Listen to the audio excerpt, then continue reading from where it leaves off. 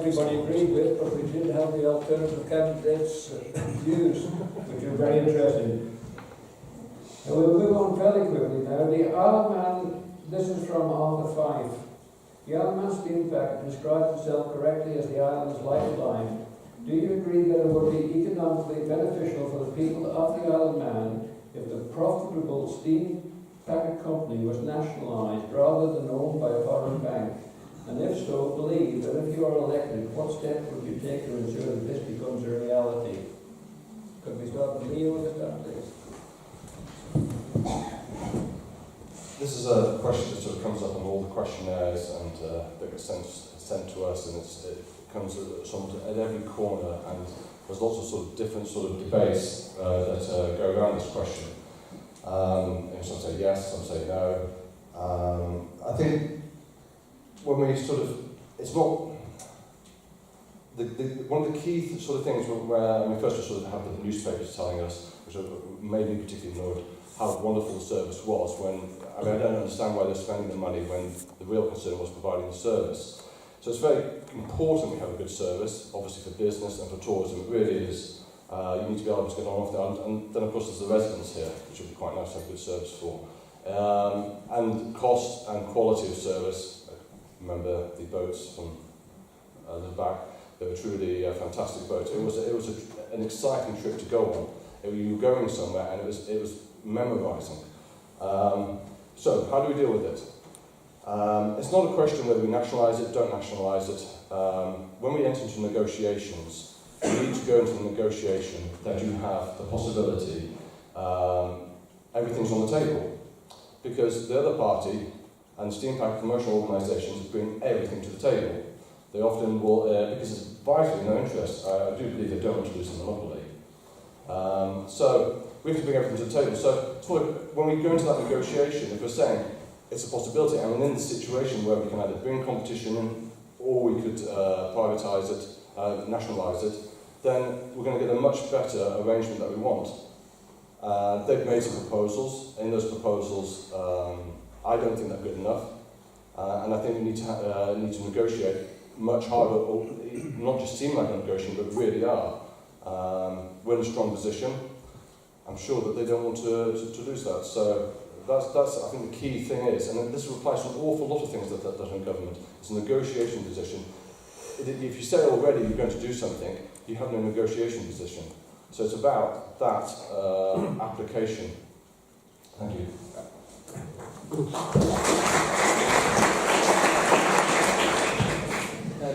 Of course, I agree that steam packet is a national lifeline. It may technically be better off economically if it was nationalised, but I don't think that nationalising the steam packet is the right thing to do.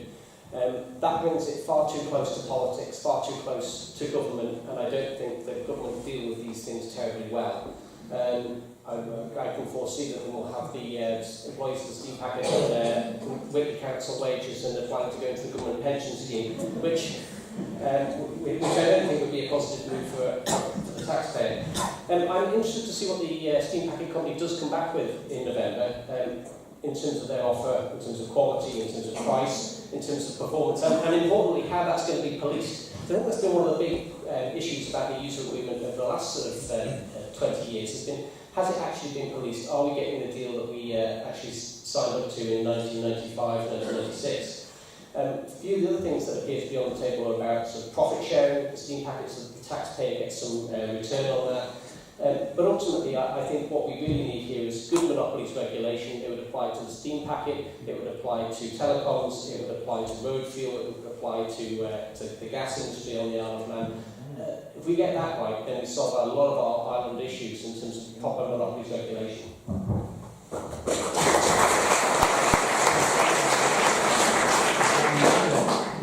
I would suggest there's three things we want for our sea link. We want reliability. Quite clearly, it's our lifeline, and we must have reliability. We want affordability. That's for us, and that's for the tourism and the links there. And also, we want sustainability. So what we need to do is take a step back and remember why we have a user agreement, and it was principally because of that reliability factor. But what we didn't get was the affordability and the sustainability. And that was two distinct failings in the contract of the user agreement. We did not have a right of veto in a sell-on. That's why the steam packet are in the position they are, over-leveraged with Portuguese bankers owning them, with venture capitalists. And that is one major problem we have got. The other point is we don't have an open and transparent rate of return. In other words, we don't know how much they're earning, how much we are actually paying for the privilege of having this particular link. So nationalising it is a I think we have to be very, very careful. I'm actually a fan of government owning strategic assets, which is why we supported the ownership and the development of the landing stage in Liverpool. That means we own it, therefore we can charge for it, and we will have the control of it. Is there a case, and this is one real interesting point, is there a case for government to take more ownership and more control of the steam packet, not running it, but actually owning the asset? And that's, I think, the question that will be answered when the steam packet come back with their proposals in November for the new administration. So I look forward to that, but I will say this, it will need to be negotiated hard, it will need to be negotiated on behalf of you, the taxpayers, and not the shareholders.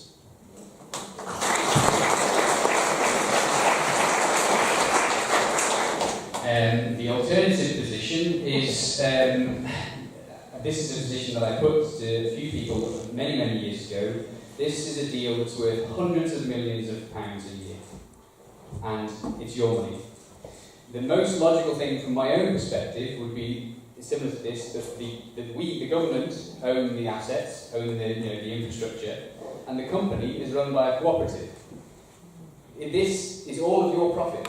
This affects every single person in this room one way or another, whether you ever get on the boat or not. Because everything you buy pretty much is touched by it, everything. So that would be my preference, would be that the infrastructure, the boats were owned by the government and the company was run by a cooperative, a locally owned cooperative. Because then all of the profit stays right here. It doesn't go off to Portugal or wherever else it's going. Going back a step, the choice of course should be yours. Now, as you probably know, I was involved, I brought together the team that put together the democracy.im website, and we pushed for the vote, the public access vote, on whether the deal should be accepted, the deal that was just put forward to the last Timber. I would say that should carry on, and whatever the next deal is, if the cooperative idea is too far out there for everybody, the next thing on the table is an open tender process. And that, again, if that's the next best option, that's just basic logic. You're not going to get the best deal unless you have an open tender process. But of course, ultimately the decision should come back to you, because it affects every single one of us.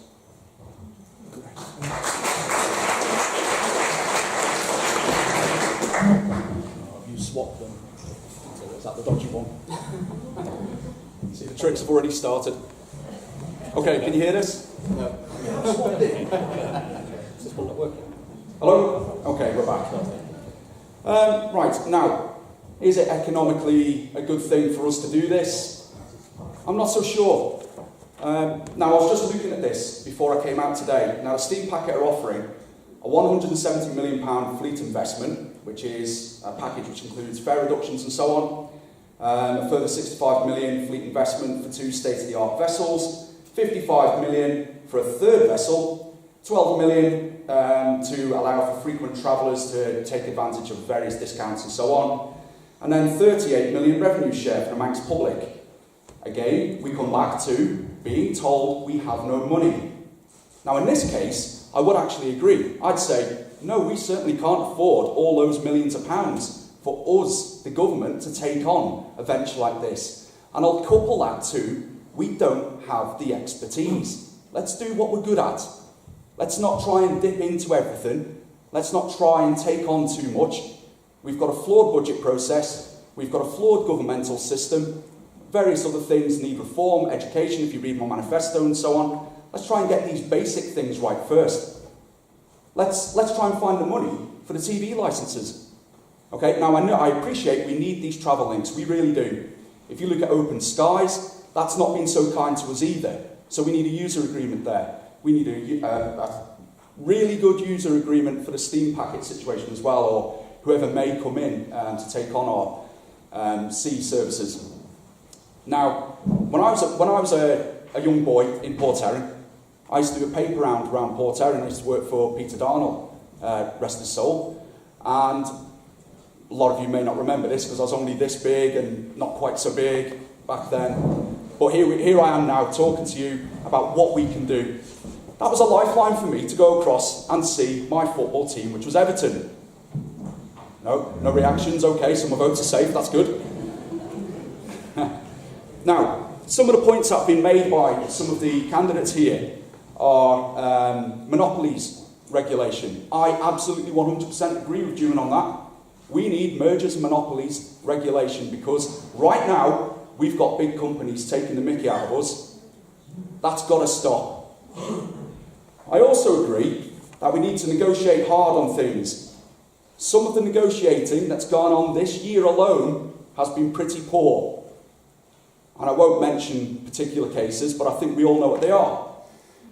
Now, lastly, what was James's point? Open tender. Completely and utterly agree with that as well. So I'm probably shooting myself in the foot now with a lot of these answers, but the guys have made some good points. Yes, we do need an open tender process. People need to know. This isn't good enough. People don't know what's going on. So no, we shouldn't take it on. But yes, we should negotiate harder and we should have an open tender process. Thank you.